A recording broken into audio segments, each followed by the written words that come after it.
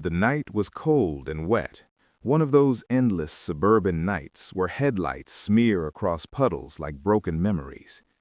20-year-old Hannah Reeves gripped the steering wheel tighter, her knuckles paled beneath the dim dashboard glow. She had been crying again.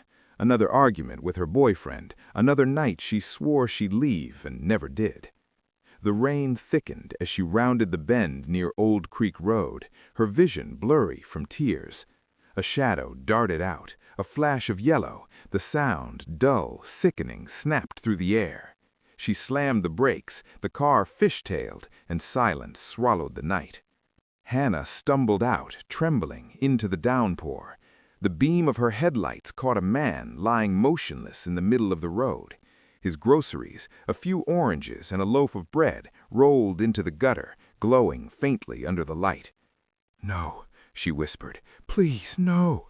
She crouched beside him, shaking, searching for breath, for a pulse, for something that said this wasn't real. But the blood pooling under his head told the truth. Panic swelled in her chest. A car passed in the distance. She froze, heart hammering. Then came the decision that would haunt her forever. She got back in her car. She drove away. Welcome to Shadows of Justice, where crime meets compassion. If you are new here, don't forget to hit the subscribe button, like, comment, and share. For returning viewers, thanks for sticking to the channel. The next morning, Hannah scrubbed her car until her fingers bled. She couldn't sleep, couldn't eat. News broke that Robert Kline, a 47-year-old father of two, had been killed in a hit-and-run near Old Creek Road. Police were asking for witnesses. She almost confessed that morning. Almost. But fear whispered louder than guilt. Days turned into weeks, then months. She switched towns, changed her phone number, dropped out of college. The world moved on, but she didn't. Every time she drove at night, she saw him, the man on the road. Every bump in the pavement felt like his body. Every orange at the grocery store made her stomach turn. Her mother noticed her fading. "Hannah," she'd say softly, "you're not yourself anymore." She wasn't. She was a ghost. Years slipped by like rain on glass. Hannah worked small jobs, cashier, waitress, temp assistant, but none lasted. Every time a cop walked into a diner or gas station, her throat closed. She avoided the news, avoided mirrors, avoided herself. One night, sitting alone in her small apartment, she saw an ambulance outside her window. The flashing red lights danced across the ceiling. For a moment, she thought of him again, the man she left behind, and the people who had come too late to save him. She didn't know what came over her. Maybe guilt, maybe grace. But the next day, she walked into the local community college and signed up for nursing school. If I couldn't save him, maybe I can save someone else. 5 years later, Nurse Hannah Reeves stood on the emergency ward floor of St. Clair Memorial. Her hair tied neatly, her eyes calm, her movements precise. To everyone else, she was composed, the nurse who stayed late, who comforted the grieving, who whispered reassurance into chaos. Inside, though, she was still running. Her supervisor, Dr. Michael Trent, often told her, "You've got a gift, Hannah. You feel things others don't." She smiled faintly, never explaining why. Then, one morning, fate circled back. A car accident, multiple injuries, victims en route from Old Creek Road. Hannah froze. The name hit like a hammer. When the ambulance doors opened, she saw a boy, 17, pale and bleeding, pulled from the stretcher. His name, Ethan Kline.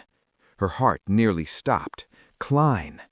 The paramedic's voice cut through her shock. "Lost a lot of blood. We're lucky a driver stopped." She steadied herself and stepped forward. "Let's get him to Trauma 1, now." As she worked on Ethan, flashes of that night flooded back. The headlights, the rain, the oranges rolling away. Her hands trembled as she pressed gauze against his wound.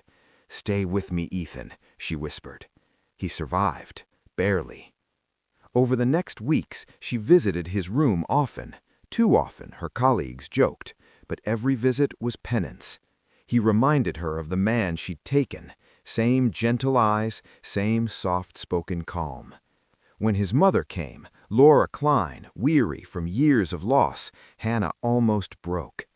Laura recognized her only as the kind nurse who saved her son, not as the woman who had killed her husband. Laura often said, "You're an angel, Hannah. I don't know what we would have done without you." Hannah forced a smile, then cried alone in the hospital parking lot. Months later, Ethan recovered enough to walk again. He told Hannah he wanted to become a paramedic. "I want to do what you do, help people," he said. "My dad used to say life's about giving back." Her breath caught. That night she drove to Old Creek Road, the same curve, the same rain. She parked and got out, the wind tearing through her coat. She walked to the exact spot where she had once knelt beside a dying man, and this time she knelt again, not to hide, but to surrender. The next morning she walked into the police station. "I'm here to confess to a hit and run from 6 years ago," she said softly. The victim's name was Robert Kline. The news hit the town like thunder. "Nurse confesses to old hit and run," the headlines screamed. People who admired her were stunned. Patients wrote letters of heartbreak and forgiveness. In court, she didn't defend herself. She only said, "I was a coward, but running didn't bring him back, and it never gave his family peace." Laura Kline sat in the back row, face pale, hands trembling. When Hannah turned to look at her, their eyes met, two women bound by the same tragedy. At sentencing, the judge paused for a long moment before speaking. "Miss Reeves, you took a life, but you've also saved many.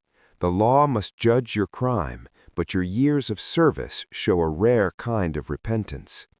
She was sentenced to 5 years, with the possibility of parole after 3. Prison stripped Hannah of everything, her job, her name, her freedom, but strangely, it was there that she found a kind of peace. She worked in the infirmary, tending to inmates who had long forgotten kindness. She changed bandages, held hands, and listened to stories of regret that mirrored her own. One night, a guard brought in a young woman detoxing from heroin. As Hannah cleaned her wounds, the girl whispered, "Why are you here? You don't belong here." Hannah smiled faintly. "I used to run from what I did. Now I stay and try to make it right." 3 years later, she was released. Her nursing license was suspended, but St. Clair Memorial hired her back as a volunteer under supervision, an act of quiet mercy. One spring afternoon, she returned to Old Creek Road. The town had installed a memorial sign, "In memory of Robert Kline, beloved father and friend." Beneath it lay fresh flowers and a card. She knelt again and placed a small nurse's pin beside them. A car slowed beside her. It was Ethan. He stepped out, smiling gently. "I heard you got out," he said. "I wanted to thank you for saving me, for being honest. My mom wanted me to give you this." He handed her a folded note. It read, "Hannah, I hated you once without knowing it was you, but I've seen what you became, and I know my husband would have forgiven you too. You turned our pain into something good. Thank you for saving our son. Laura Kline."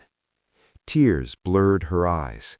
For the first time in years, she felt the weight lift, not erased, but transformed. Years later, Hannah returned to nursing full-time.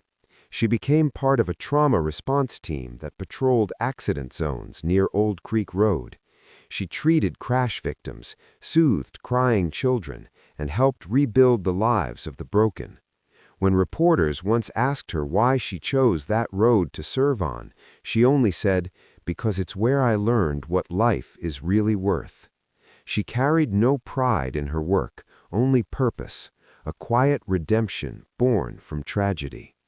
One evening, as the sun set across the wet asphalt, Hannah stood by the roadside watching the traffic flow. A siren wailed in the distance. She picked up her kit and ran toward it. For the first time, she wasn't running away. She was running toward life. Sometimes redemption doesn't erase the past, it transforms it. Hannah couldn't undo the night she took a life, but through years of courage, confession, and compassion, she gave meaning to her guilt. Her story reminds us that forgiveness is not given easily, but it can grow where truth finally takes root. This is Shadows of Justice, where crime meets compassion. Subscribe for more emotional true crime and redemption storytelling, where every scar tells a story worth hearing.